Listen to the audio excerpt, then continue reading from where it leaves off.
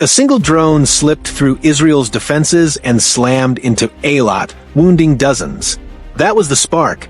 Within hours, Israel responded with overwhelming force, hitting back deep inside Yemen, leveling a Houthi base, targeting command centers, and sending a message across the region. Israel's response was thunderous, but was it raw strength or the kind of overreach that ignites bigger wars? Tonight, we peel back the layers of the strike and counterstrike, the bases leveled, the lives lost, and how the Middle East is fast transforming into a battlefield where every move carries global consequences. This was not just retaliation. It was a calculated display of dominance, Israel projecting power across borders, daring its enemies to test its reach. But the Houthis may have miscalculated badly. One drone was enough to trigger a storm, and one wrong move in these skies could set the region ablaze. Stay with me, because what comes next could reshape not just Yemen or Israel, but the entire Middle East. But before we continue, please like and subscribe to our channel. This is the best way to encourage us to do more videos like this. Houthi-launched drone penetrated Israeli airspace. Reports from Israeli medical services confirm 22 people were wounded, with 2 of them in serious condition. This was no isolated incursion. The Houthis claimed they fired 2 drones that night. Israel's air defenses tried to intercept, but at least 1 missile failed or missed its target. Why this drone attack mattered? It was a rare breach of Israel's advanced missile/drone defense umbrella.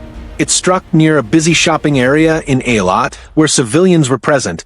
A bold escalation in tactics.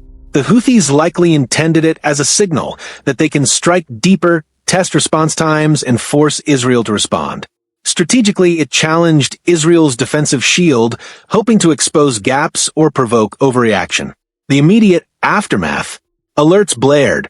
Air defense batteries stood up. Emergency services rushed the wounded. Inside missile defense command centers, operators reviewed radar tracks. Where did the drone come from? What path did it take? The Israeli government swiftly called a secure meeting. The political and military decision-makers debated options. Retaliate? Measure a response? Or target symbolic sites? But for Israel's leadership, inertia was not acceptable. The message had to be clear. You strike us, we strike back decisively. On September 25th, 2025, Israel launched a massive retaliation just hours after the drone strike. The IDF and Israeli Air Force described it as a powerful strike on multiple terrorist targets deep in Sana'a, Yemen, focusing on Houthi command, intelligence camps, and weapon storage. In some reports, Israeli sources called the Operation Pass the Parcel. Targets: what was hit?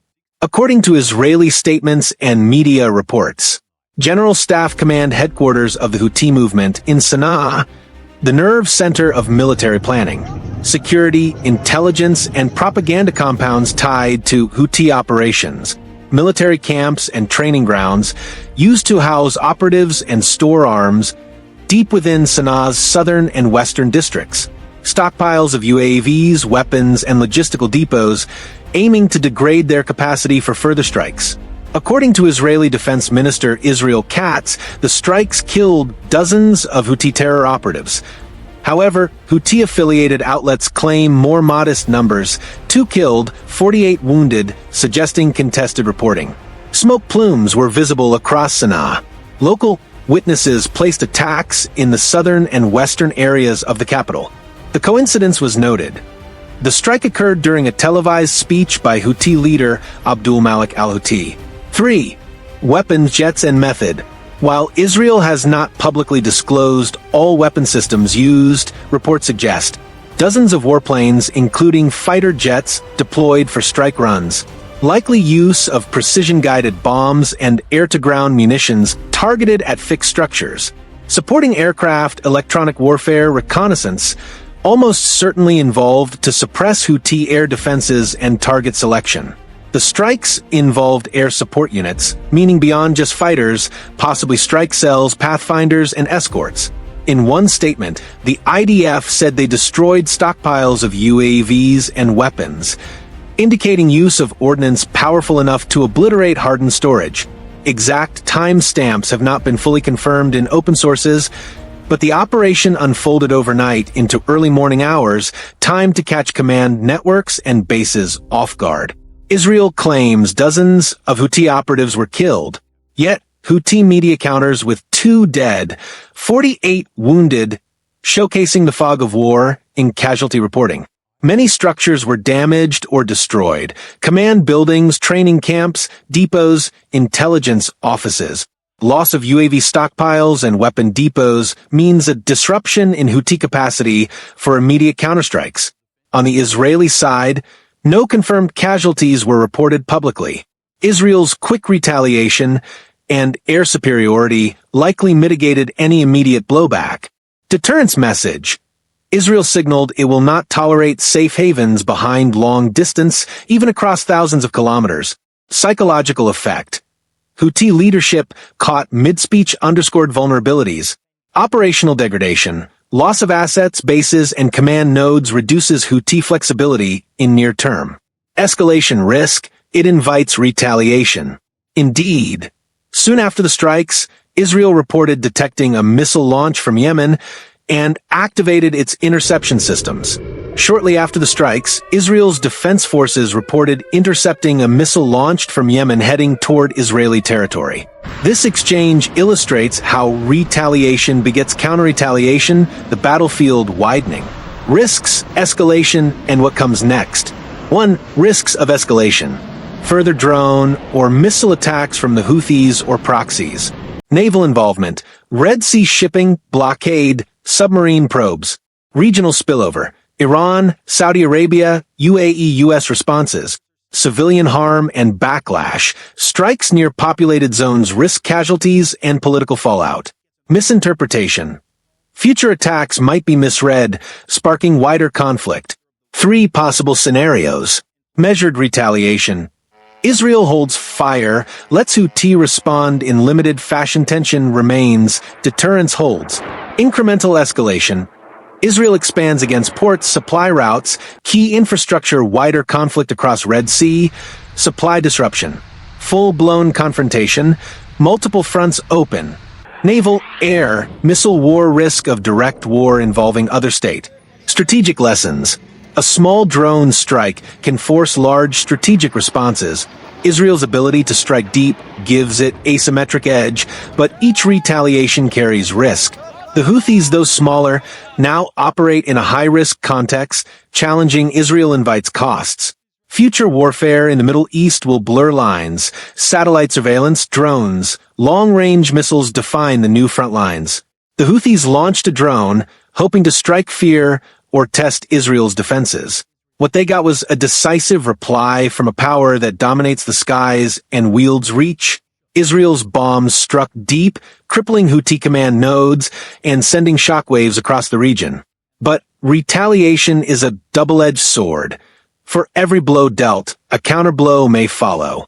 Missiles have already flown. The battlefield has expanded beyond borders.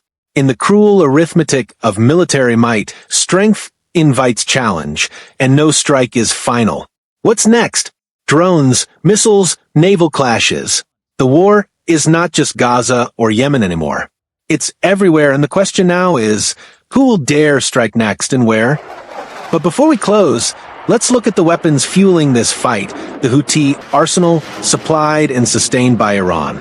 This isn't just a ragtag militia with homemade drones. It's a proxy force armed with weapons designed to challenge nations. And every piece of this arsenal carries one message: escalation. Drones, UAVs, from the Kasef to the Samad series, some modeled after Iranian Shahid drones.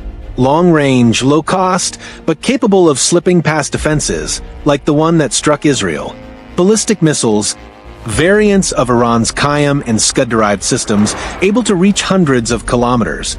In the wrong hands, these missiles can target cities, ports, and bases across the region. Cruise missiles, precision weapons like the Qud series, modeled on Iranian SOMAR missiles, designed to hit with accuracy and evade radar.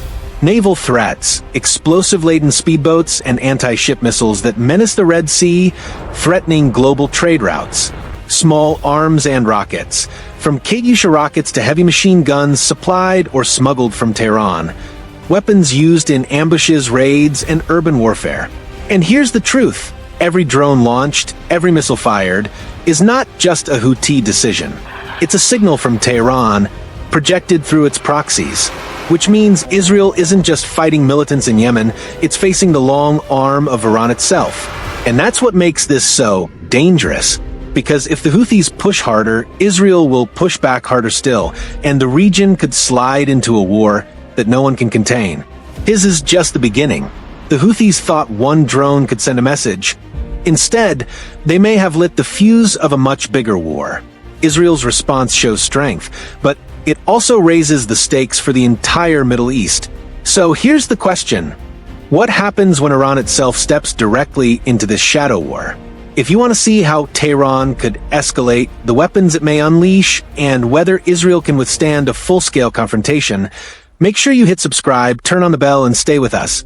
Because the next chapter in this fight will be even more explosive, and you won't want to miss it.